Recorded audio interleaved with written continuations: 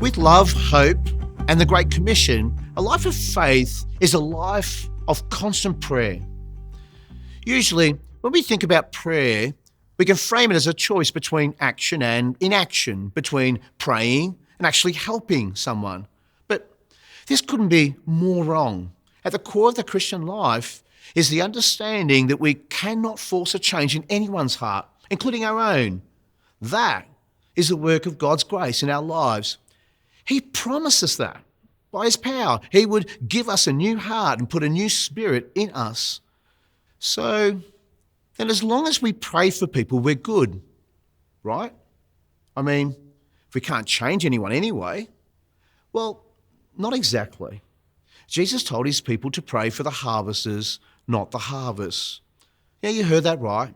He wanted us to pray not so much for the end result, but for the workers. When Paul was in jail, he didn't ask the church to pray for the guards, but for him, that he would have the boldness and opportunity to share the gospel message with the jailers. It's never been a either or, a choice between praying or acting. God invites us into an active role in the kingdom work that He is already doing.